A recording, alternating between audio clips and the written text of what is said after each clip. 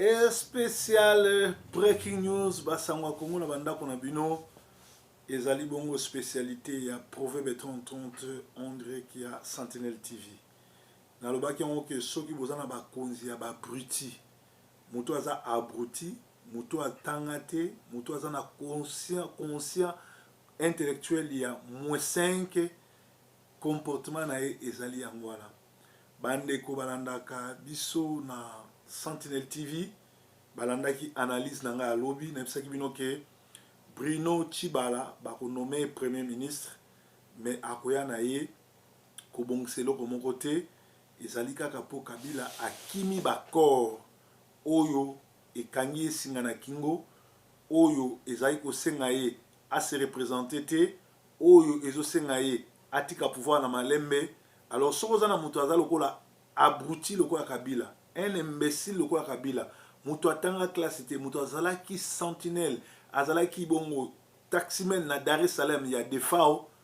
En tout cas ezo kamusanga te comportement na ye pour to yebaki déjà que ako respecter ba corté et ako sa na mutu na ye makasi. Soki botali bien Kabila na speech na ye ya liboso ya congrès. 1 azaki na message te, 2 azalaki mal propre, 3 botali matokolo na ye boko mona ke azali bongo na ba problème et puis misu na eza ko vimba alala rapongi te. Et puis 5e bo mona ke c'est un peuré, azalaki garder na ba garde corps partout, c'est-à-dire il avait peur. C'est quelqu'un qui a peur, c'est quelqu'un qui nous craint, mais il veut nous faire voir comme si c'est lui qui faisait les jeux ou bien c'est celui qui faisait peur aux gens. En réalité, Kabila est fini. Kabila zobanga attitude na ye, nanenga yaki, ne lateli na ye, nanenge a komi ko look, a komi na face ya commandant Danga, caporal Danga, oyo batala trio da Soufa, bakomona elongi ya Danga, bakomona basuki ya Danga, bakomona maquillage ya Tchaki, nyonso wana ezola sabino ke c'est un maquisard, oyo a déclaré guerre, oyo a commis pembeni ya kufa azo batelo ni osala. C'est-à-dire Kabila a déclaré guerre. Entre-temps zobanga mais azo kendika ameka soki simbi soki simbite akimi. Comment Kabila a se comporter le kola Danga? C'est-à-dire na temps na ye temps alangwaka amelaka atalaka ba vidéo ya commandant Danga mingi. Bota le longi na ye, bota ba maquillage na ye, bota la suki na ye, bokomona ye ke azako look lokola Danga. Deuxièmement, batunyo surtout bazali pembeni ya Kabila baba zoba, baba bruti, baba maelete, bakokai kotika te chef de l'État aya liboso a congrès abima lokola maquisard, abima lokola rebelle, azala mal coiffé, pe azala mal propre. Ezali message, biso batoza na molimo, biso batoza mayele, tozo comprendre que muto akomi na suka, azo kende kaka ameka oyo kosimba to kosimba te mais essentiel amekaki. Deuxièmement, tango ye azo nommé Bruno Tshibala lokola premier ministre. Bruno Tshibala azali ni muto IDPS ni muto rassemblement, c'est-à-dire a violé bakor et a boy ko respecter bakor ya le 31. Sikoyo nazo tuna na bino nyonso tu ba congolais na biso nyonso tu communauté internationale, ba américain, ba ambassadeur oyo tout baza accrédité na Kinshasa. Oyo soki biso to intobi malibanda bayaka komona Félix Tshisekedi, bayaka komona Papa Tshisekedi babimate baza wapi po na kokeno komona Kabila ke makambo asali ezalaka te. Il y a eu des accords et tango ya zoninga ko nommer bakor, il fallait à nommer mutu oyo. Tango ya zoninga ko appliquer bakor, il faut y à nommer mutu oyo bakor esengaki. Awa mention spéciale, félicitations na Félix Tshisekedi pe félicitations na Pierre Numbi. Parce que Pierre Numbi a la qui stratégie na ikaza stratège. Soki kaka Félix na ba Pierre Numbi ba wela la ki ko kende na invitation à Kabila tango azali ko sala ba consultation donc me balali mbe histoire esili. Lokola Pierre Numbi na Félix ba kende gite et que lokola Kabila paniqué a nommé Bruno Tshibala o azo représenter rien o azali bongo un aventurier muto vine mobimba, c'était un locataire na sabino ke Kabila Zaki na deux bateaux, locataire ya Lemba na locataire à Mombele. Alors on est au sala. Le col a nommé locataire ya Lemba premier ministre, locataire à Mombele a la vice premier ministre, puis Olenganko il aventurier Moussousou a comme président il y a Saint-Sadon, il a suivi des accords. C'est-à-dire Kabila a outro l'accent dans le monde entier que yende azo tiré sima ya bateau nyos baza ba marionnette bazali positionné te afuti bango bambongo po basala o basali sima ye abima na sima me Kabila amikotisi na lidusu ya mpuku oyo opération mwana mpuku kotele lokola mikotisi na lidusu ya mpuku tozali loko msute tokotia moto ke okuta na ye ezikisa ye parce que logiquement parlant akoki jamais konomé Batouana ba premier ministre parce que Batouana bazali na population te bazali libanda peuple pe Batouana o bazondi ma poste wana bazali bazoba po vie na bango carrière na bango esilibo po na Bruno Chimbala ezali lo malamu vie na mo bazaki locataire na Lemba akoyiba mbongo asomba lupango mais ekozala pour combien de temps parce que camarade na ye badi banga ayaki wana il n'a fait que 3 mois et demi. Et bon, il fera combien de temps pour gagner nini? Alors, awa lisusu, tozo senga na rassemblement, babengana déjà lisanga bonganga. Parce que lisanga bonganga, déclaration ou ko sala, azali déjà acheté na Kabila, so totally face na ye, totally ndenge azali, azo look lokola démon et sengeli pe alongwa libela. Sikoyo, eloko Kabila azo bosana ke ba agent ya CIA ba américain ba localiser montre américain oyo akufaki na Kasai ba kuti montre na ye na bureau ya Kalev ya Aner na Kinshasa. Maintenant il y a des questions qui se posent.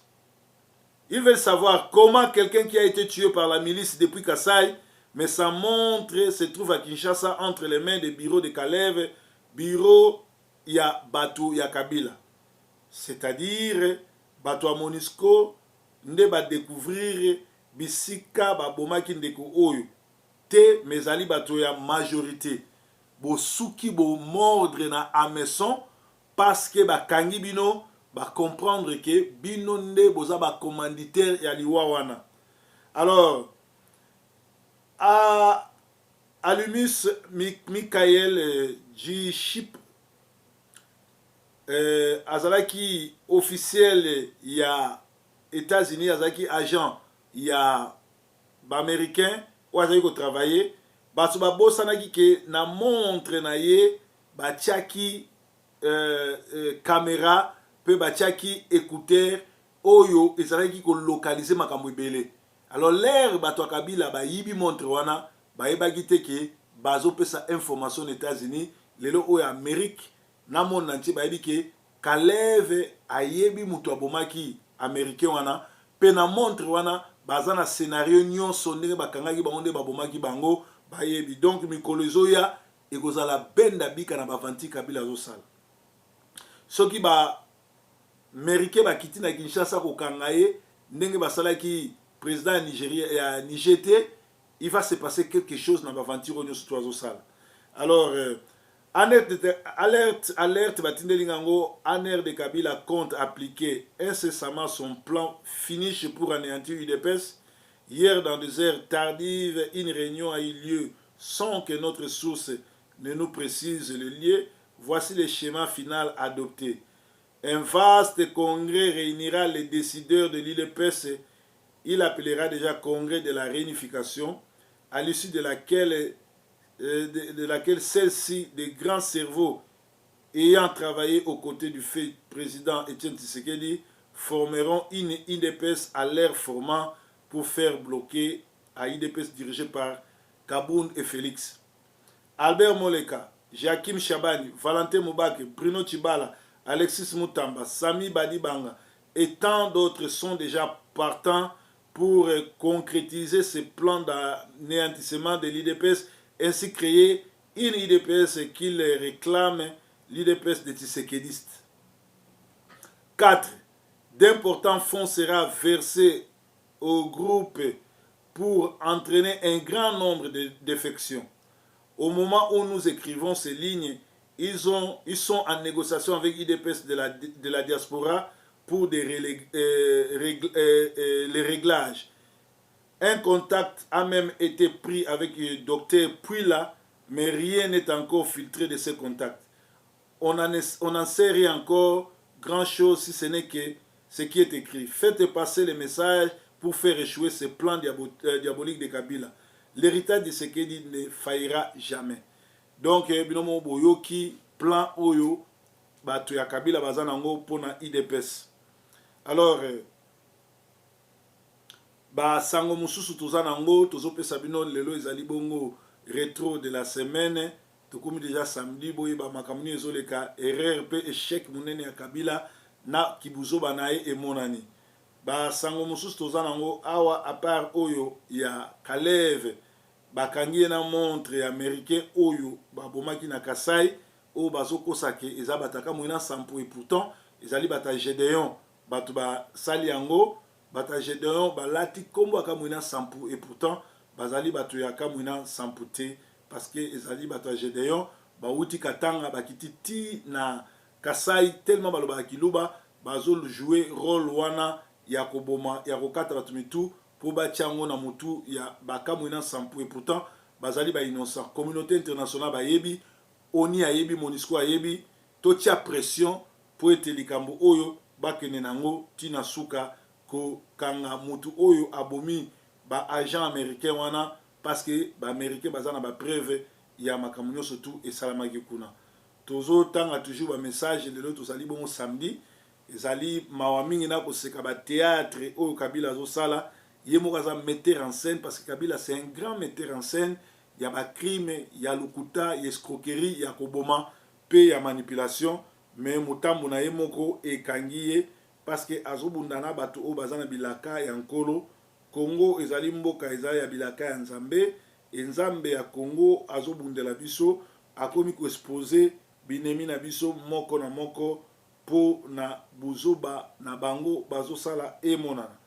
Tolobaki basangwa Congo, Bruno Tshibala alongwe locataire a commis premier ministre a salaki déjà fait bapesaki bambongo pe bato bayebaki alors Mubake a kozala vice premier ministre pe Olengankoi a kozala bongo président ya Sensa c'est-à-dire Kabila azo sakana biso te mazo sakana ye moko ebi mutso alinga kufa ezalaka bongo azolanda lentement et sûrement babuzo banyo surtout oyo maréchal Mobutu asalaki pe j'espère que suka nae et ozalaka ndenge moko na maréchal Mobutu tozali kaka na basango ya Congo tozotanga ba message nyonso bato batindelaki biso po na kopesa epa na bino donc basango ya Congo ezali bongo mutu moko abanga te mutu alela te dans l'entretemps tu peux comprendre que attitude ya Kabila na kotinda basoda na ye na kokende kobeta bato bazali bongo na matanga na ndako ya Tshisekedi ezolakisa ke lundi oyo lisusu na grande marche populaire bakoboma bato bakobeta masasi bato boma. Là je m'en vais saluer ceux qui vont mourir ce lundi le 10 makila na bino oyo kotanga le 10 Nzambe yemoko ayebi ndenge ni akofutango bo bangelo ko moko te. On ne peut pas faire des omelettes sans casser les œufs. Tokende na bango tina suka totala ndenge nini ekosukela bango pe lisusu tolobi ete Kabila akoboma lundi parce que c'est un criminel et tango bomoni elateli na ye bomoni attitude na ye aye nango liboso ya congrès et kolobake a signé eyoma ezali ye ou bien biso toyebi ete bana Kinshasa bakosila na Kabila toyebi ke ba congolais bakosala histoire na bango histoire ya Congo ekozala écrit na biso mo ba congolais tozobanga eloko moko te tozali na kondima tozali na kimia toyebi ke nyonso tu ekoleka ndenge Nzambe alingi. Alors congolais yebango ke Kabila na batu na ye ba décider ba sila nana IDPS ba décider ba sila nana Batunio Sotuana. Kabila a vidé tous les membres de MLC en les faisant des traîtres et par leur chef lui-même. Maintenant, il va vider IDPS pour en finir l'histoire des politiciens congolais. Suite à leur cupidité, assoiffés d'argent, les chiens de Pavlov, ils ont des poisons benga. Allô, Naza en direct à Breaking News, Samonine Kuna. Allô? Ouais, Samonine. Ça va, Naza en direct, il y a Breaking News pour nous basango nenge Kabila zo continuer ko sakana ba Congolais. Aboy ko respecter ba corps yo Vidal grand combattant au lobini. La recruter mingi ezali passe mingi donc Congolais faut fongola misu to dali déjà conscientisé. Muda mutu faut fongola misu tango ekokilo muda mutu à se prendre en charge. Il faut que les gens se tiennent debout. Sans ni cela donc mboka na komata ko bona ba pesi pesa ba ba santa to motombole parce que azo sala kaka na ba mobutiste na ba mouvancier wana o ba kima ki bazoka ki mbangu c'est ko bazu ba stratégie muso ba vandi ba se caporer ba vanda libérer la pouvoir mais ko vanda te do mona mona nyusi ya mboka ya Congo mona ki fois telema c'est le moment so ki moment o l'équipe parce que mboka sikoyo ba initiative nyoso tout o ya mboka ba institution tout za déjà tombé. Ils ont une illégalité, oui. Alors c'est forcé kaka pour ça la makasi donc dans la bataille de Tchaka bat oyo ya kene ko lukaka la prison makala pour tirer premier ministre corrompre mbongo alors mutona andima ki la soni pour bimana non tant ba bimisier si mana ba boni tsiki da kufi sikoyo ba komongo ko zala ba manjoa ba kende kusala ba biloko wana ezali passe mingi donc congolais faut tellement dose la société c'est le moment partout moi na pas ezali benda na ko le bundila mboka na ndenge ni surtout ko contribuer donc ils ont s'imposer pour avoir la mission en boka unité surtout tout la bomoko. Merci. Merci Ndeko Vidal. Boni kuna na Londres. Bino siko na Londres combat kuna izande ni parce que mingi pe kuna ba corrompu ba futi ba mbongo. Ba corrompu na kata Londres biso moni ba moti. Peut-être na ba bilobi la kama ba corrompu mais musale zo sala ma quand même. Ba plateforme ezali ma musale zo sala ma. Nous allons faire en contact dans la Belgique, dans la France, dans la Belgique, Patrick et Fonja, les grands combattants. Donc, pour le monnaie, donc, nous allons en contact dans la Belgique, surprise à Malam, vous savez, parce que action. Merci de vous avoir sa émission comme ça, nous allons de développer. Matondo. Wana, les grands combattants, Vidal, les qui a Jésus Tchankala de Londres, comme le Canada. Bruno Tshibala nommé Premier ministre de Kabila, pas selon les accords, parce que Bruno Tshibala c'est un aventurier. Donc Kabila a vidé les membres surtout il y a IDPS nenga salaki na MLC et to yebite ko suka ndenge nini et sengeli ba to IDPS ba zala uni pour ndenge ba lobi ete ba chien ya Pavlov liboso ya mikuwa ba zalaka bongo stimulé. Malheur aux spectateurs aveugles qui applaudissent et qui appuient inconsciemment des politiciens. Les jours où votre corps vous dira que je ne suis plus capable de produire de l'énergie pour vous nourrir parce que vous allez comprendre que vous avez hérité le malheur à vos fils ensuite sur votre aveuglement. Que l'occupation vous appelle à la politique pacifique. Donc, ndeko o nenga komi bomoni nazo tanga za ba message abi biso tokeba tokota na manjoire te tolanda pe makambo ya bato te ekozala bien. Balobi pe ke société lokola Primis pe Bralima na inibra tokokanga kango jour toko liberaka mboka parce que zali ba compagnie oyo et jouer rôle monene na ko détruire ba congolais na komela. Lisusu sango musu toza nango ezali awa oyo batindeli biso d'après l'alerte il y a CRDH Bruno Karuruma des mouvements des hommes lourdement armés en uniforme se multiplient dans les chefferies de Bachua, en territoire de Beni. Certaines troupes de Rwandais seraient déjà en cachette à Karuhumba, dans le parc national de Virunga. La CRDH dénonce une nouvelle rébellion qui serait en train de se dessiner au grand nord de la province du Nord, Kivu, avec la contribution des leaders Mai Mai, notamment La Fontaine, Saperita, Kilalo et autres. C'est urgent. Donc, Moutou a commis en maître Jean-Paul Paluku. Donc, ça va un message de Sokomelanga.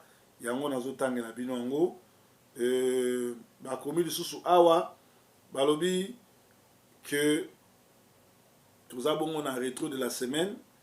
Vous allez bon en direct à Sentinel TV. Au biso to bagala tarate. Ba message ezokweya ebele o tokotanga yango kaka awa. Mosusu yango eutuya ba commis boye balobi oyo eza na ntina atanga yango te ozala kwa na osala bango publicité totanga ba message mosusu oyo eyaki mpe ezali awa.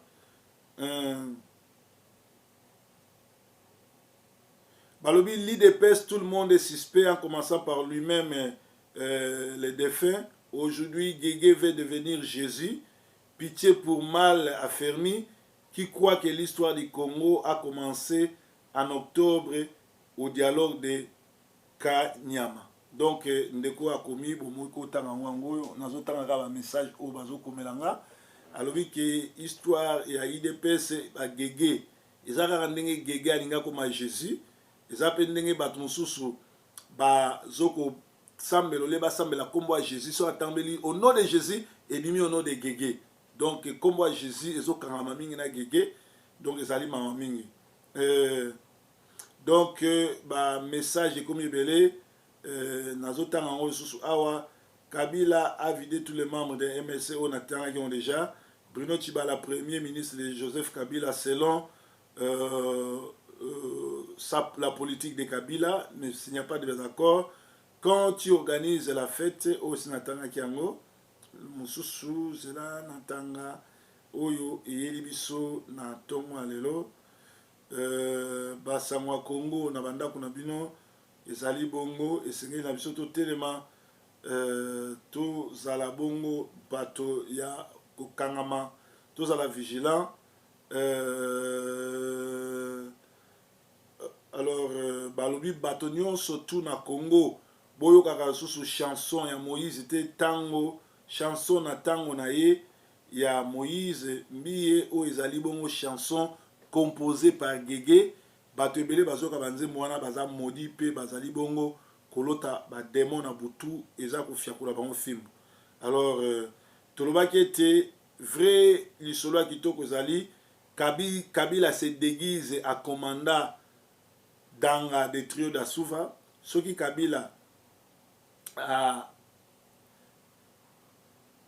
tchekaka mutu makasi et sengeli na biso to benganae parce que c'est un monsieur qui est un criminel pe na kati ya batu na ye Kalev a bomaki aibi montre ya américain oyo akufaki, c'est-à-dire bango batu ba bombi américain bazana makila batu na Congo biso ba congolais to bangate biso ba congolais to za bomoko. Alors awa na zongeli ba journaliste na zongeli ba to oyo bazali bongo na ba internet ou basala ba émission na ba internet ou basala ba émission na ba site ainsi par-ci par-là ba o bazo kumisa Moïse Katumbi bino surtout esengeli na bino bokeba parce que to landela bino moko moko. Moïse Katumbi n'est pas un Congolais. Moïse Katumbi azala jamais na problème na Kabila. Moïse Katumbi a joué un rôle qui toko ya ko protéger Kabila, ya ko zana bango ko lalisa combat, ya ko panza IDPS, bateau tout bozo mona o Kabila zui.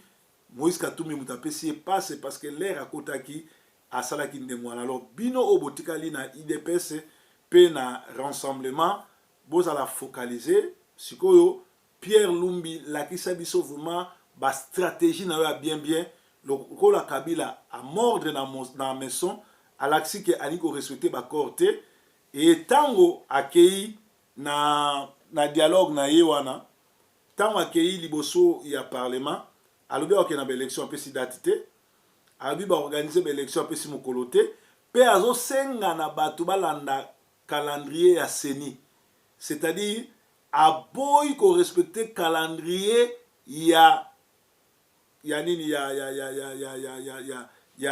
nini ya SEBCO oyo lobaki ke ba élection ekozala na décembre 2017 yazo zongisa bato na calendrier ya seni bomoni je ya sali e banani ba aide ye bato oyo bandimi kokoma ba premier ministre, c'est-à-dire eloko ekosalama te. Toyebi ke Kabila akoboma lisusu lundi mais congolais ngonga ngoyo il faut to benga na Kabila sikoyo avant que koma trop tard. Bino mo bomoni azobanga alala kapongi te aboyi ko se coiffer parce que vie na eza en danger et azobanga peuple congolais. Nzambe ya Congo aza na sima na biso to telemela Kabila na système na yemo bato benga na bango. Yesu aza mokonzi, weekend malamu pe tozana bino ensemble bozala fidèle na biso. Merci.